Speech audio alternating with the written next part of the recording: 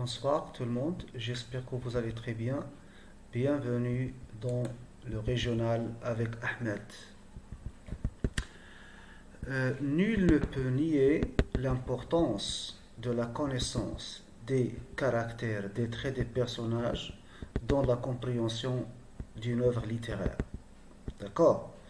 Donc, si vous maîtrisez la description des personnages, bien sûr, vous allez comprendre facilement la boîte à merveille. C'est ce que nous allons faire dans cette 6e vidéo. Bien, nous commençons par Sidi Mohammed, parce que c'est le personnage principal, n'est-ce pas? Bien, c'est le narrateur personnage. Donc lui, il est comme adulte, il est narrateur, et comme enfant, il est personnage. Au temps des événements, il avait 6 ans. Au temps des événements, il avait 6 ans. Ses traits de personnalité. Il est solitaire et rêveur. C'est quelqu'un qui aime à vivre à l'écart, qui aime à être à l'écart, loin de ceux qui l'entourent. C'est quelqu'un qui rêve beaucoup. Très bien, c'est un rêveur, solitaire et rêveur. Bien. Sa famille habite au 2e étage de Dar Shouafa. Donc l'espace principal dans la boîte à merveilles, c'est bien sûr c'est Dar Shouafa, parce qu'on a appelé Dar Shouafa parce que dans cette maison habite une voyante, une Shouafa de grande réputation. Ça veut dire tout le monde connaît cette Shouafa. Bien, Inch'Allah, dans les vidéos prochaines, on va parler de Sidi Mohammed davantage. D'accord? Bien, parce que c'est le personnage principal. Pour l'instant, gardez ces 3 lignes. D'accord? Retenez ce que je viens de dire. C'est un enfant solitaire, c'est quelqu'un qui rêve beaucoup, et voilà, sa famille habite au 2e étage de Dar Shouafa. Ma'alim al-Islam, c'est le père de Sidi Mohammed. D'accord? Il est tisserand. Donc j'ajoute ici, d'accord, déjà mentionné. Il frise les quarantaines. Donc il a presque, plus ou moins, 40 ans. Bien. Son métier, il est tisserand. C'est quelqu'un qui crée des œuvres tissées. D'accord? Par exemple, les tapis, les djellabas, etc. Donc déjà nous avons le verbe tisser, tissage, tisserand. Bien, comment est-il? Il est pieux. Pieux, c'est l'adjectif. Le nom, c'est piété. C'est-à-dire, c'est quelqu'un qui va à la mosquée, c'est quelqu'un qui fait ses prières, c'est quelqu'un qui craint Dieu. Il est droit. D'accord? La droiture. C'est-à-dire que c'est quelqu'un qui va dans le droit chemin. Dans le droit chemin. Il est taciturne. C'est quelqu'un qui ne parle pas beaucoup. Très bien. Il est d'origine montagnarde. Donc, c'est vrai, lui et sa famille habitent à Fès, mais il est facile par accident. Ça veut dire il n'est pas d'origine facile, il est d'origine montagnarde. Il vient de la montagne. On dit?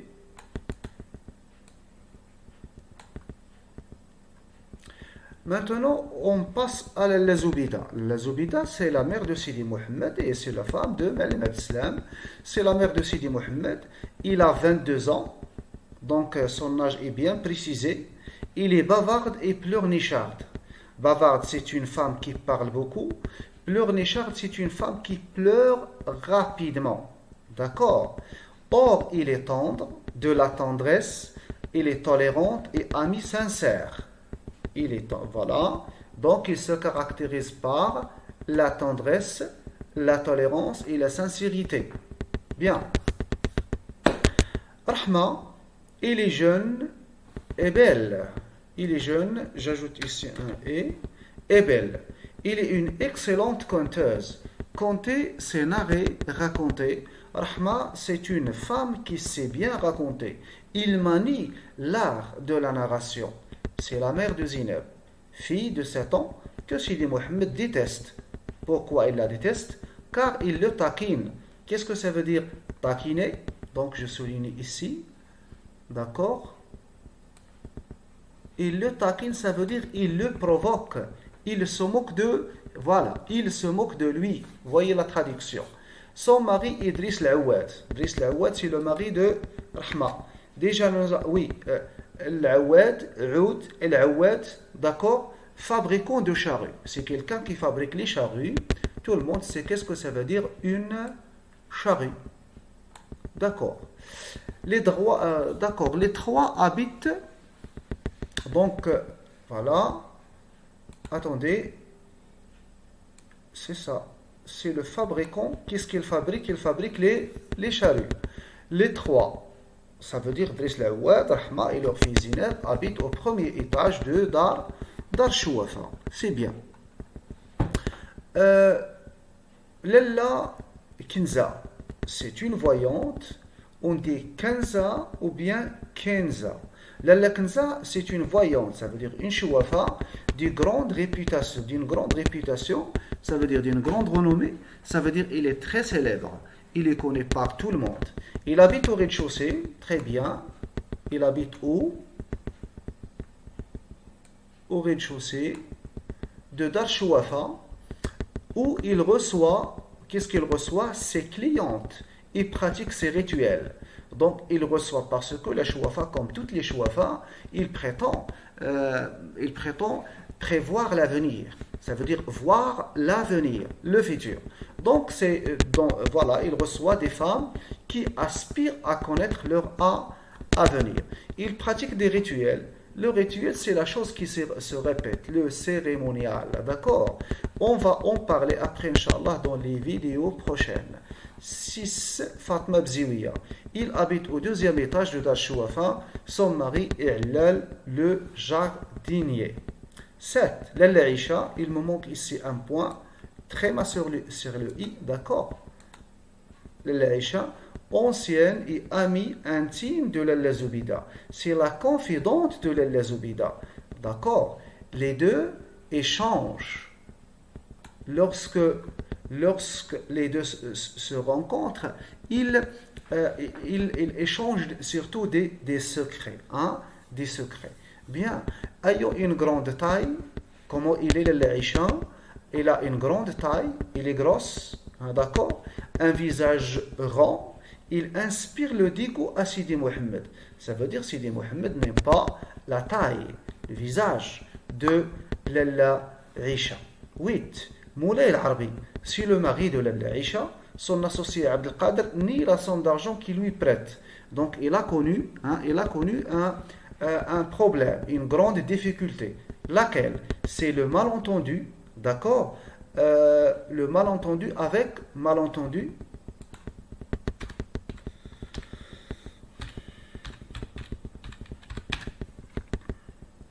C'est un différend, d'accord? Malentendu, exactement. Avec son associé Abdelkader, d'accord, l'homme qui travaille avec lui, d'accord, et c'est un associé. Oui, d'accord. C'est l'Aïcha qui l'aide. Donc on va parler, Inch'Allah, de ce différend, de ce malentendu avec détail. C'est l'Aïcha qui l'aide à soulever ce problème en vendant ses bracelets. Donc, lorsqu'Abdelkader refuse de rendre la somme due à Moulay al-Arbi, l'Aïcha a vendu ce bracelet pour donner de l'argent, pour avoir de l'argent.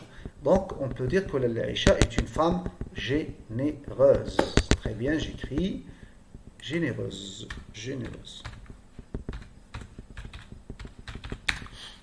Ça vient de la générosité. Pour avoir des enfants, il se marie, ça veut dire, on parle toujours de Moulay al-Arbi. Pour avoir des enfants, il se marie avec la fille de Seyed Abdelrahman, le coiffeur, qu'il ne tarde pas à quitter. On va parler en détail de ce mariage et de ce divorce après, Inch'Allah. Bien. On passe, d'accord, le frère. Le frère, très bien. Le frère, il est sévère et utilise la baguette de Koun Yassir pour punir les élèves qui n'arrivent pas à mémoriser les versets coraniques. Donc c'est quelqu'un qui use du châtiment corporel. Il n'hésite pas à utiliser la baguette, le bâton, la baguette de cognacier pour punir, pour sanctionner les élèves qui n'arrivent pas à mémoriser. De la mémorisation. Mémoire, mémoriser, mémorisation. Voilà, très bien.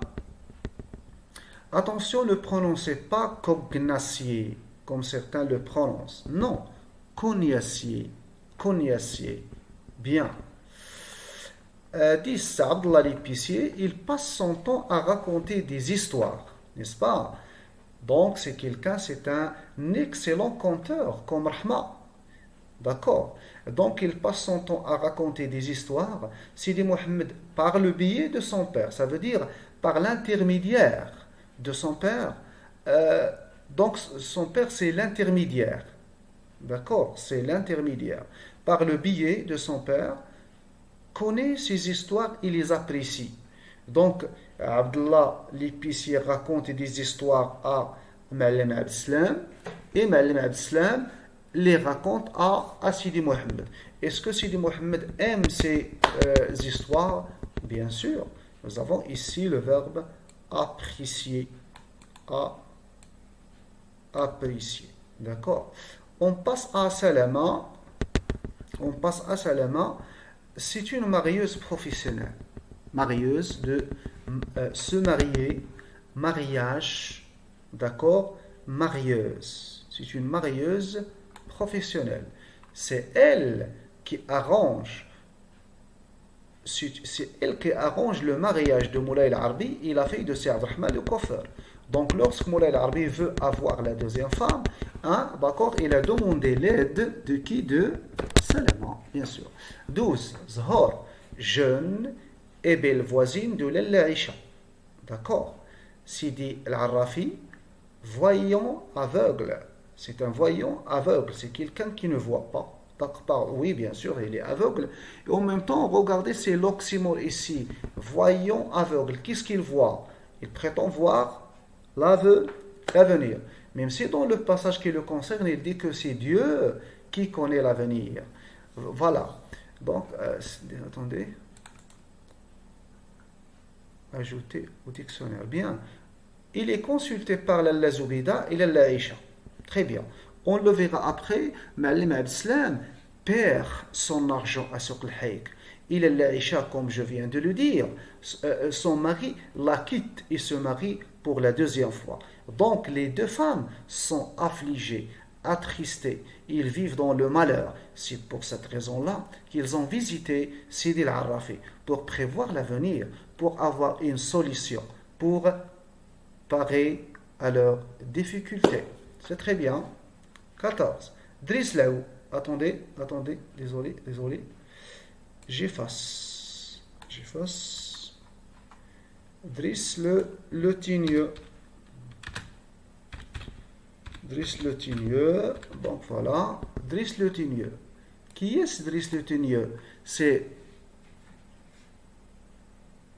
Attendez. Donc il est atteint de la ténie. Attendez. La ténie, c'est une maladie qui atteint. Voilà, qui attaque, oui, peut-être, attaque la tête. Ça fait, d'accord. Donc, Driss le Tigneux, un apprenti, quand je parle de la tête, ça veut dire la partie extérieure, bien sûr, hein, d'accord. Donc, Driss le Tigneux, un apprenti de Ma'alem Abdeslam, il est surnommé Driss, il est surnommé Tigneux, parce qu'il a de la ténie, hein? La ténie. Il est serviable, c'est quelqu'un de serviable, d'accord? Quand Ma'alem Abdeslam s'absente durant un mois, c'est lui qui fait des courses pour la Zoubida, parce que la femme d'alors ne peut pas sortir toute seule pour faire des courses, pour acheter des légumes, de la viande, etc., faire des courses. 15. Sidi Mohammed Ben Tahar, un coiffeur qui habite le quartier du narrateur. Il habite le même quartier du narrateur. Sa mort provoque de la fièvre et du délire chez Sidi Mohammed. On va en parler après, Inch'Allah. On va parler de cette mort, de la scène de la mort, de la scène des lamentations des femmes. Se lamenter, c'est pleurer. D'accord. 16. Hamoussa Pouachiche. Hamoussa Pouachiche. C'est le camarade de classe du narrateur. Son vrai nom est Azouz Prada. D'accord. 17. L'oncle Atman. Donc ici, majuscule. L'oncle Atman, c'est un vieillard. D'accord. C'est le mari de Lalla Khadija et ancien maître d'Umbarka. Oncle Atman était riche.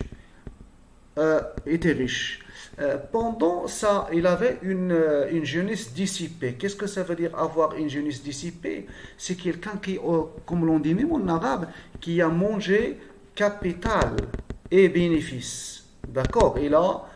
Ça c'est en arabe, d'accord? En français, il a dilapidé. Il a dilapidé capital et bénéfice. C'était quelqu'un qui gaspille de l'argent. D'accord. Et oncle Atman domine toujours ses femmes. C'est quelqu'un, on peut dire, c'est quelqu'un d'autoritaire. Mais seule Lalla Khadija a su le dominer. Peut-être parce que lui est vieillard, elle est jeune et belle. Voilà. On va en parler après. On va en parler de la mésaventure de l'oncle Atman lorsqu'il est sorti pour faire des courses et est revenu les mains vides. D'accord? On va en parler après, Inch'Allah. 18. La Khadija, c'est la femme de l'oncle Atman. Je viens de le dire. Il est belle et plus jeune que lui. La lave tombe, la caissière du bain mort. C'est la caissière du hammam. D'accord? C'est la caissière du hammam. C'est une femme, bien sûr. Bien.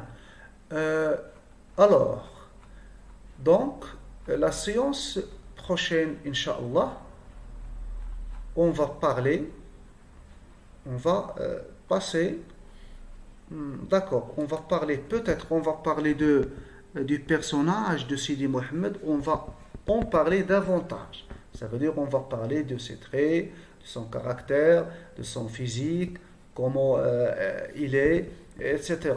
Bien, après on va passer à un résumé.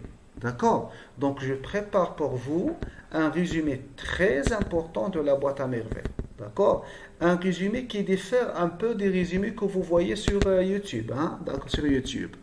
Donc, voilà. Donc, j'ai pris le schéma narratif. Vous savez bien, le schéma narratif contient 5 étapes. La situation initiale, l'élément perturbateur, les péripéties, le dénouement et la situation finale. Donc, et à chaque fois, je mets les événements principaux qui conviennent à chaque étape. D'accord? Plus des détails. D'accord? Et peut-être pourquoi pas, on va aussi lire des passages de la boîte à merveille. Bien sûr, des passages pour bien comprendre cette œuvre. Bien. C'est très bien. Donc, s'il vous plaît, vous qui voyez cette vidéo, n'hésitez pas à revenir aux premières vidéos. Par exemple, dans la première et la deuxième, j'ai présenté l'œuvre et l'auteur. D'accord? Donc, je ne les présente pas comme ça, voilà, en lisant comme ça. Non, je donne des questions. Il y a des questions écrites et sous les questions, il y a des réponses. Et ce sont les réponses que vous allez certainement, je dis certainement, rencontrer le jour de l'examen. C'est vrai, je donne trop de détails, mais voilà, c'est comme ça que je travaille.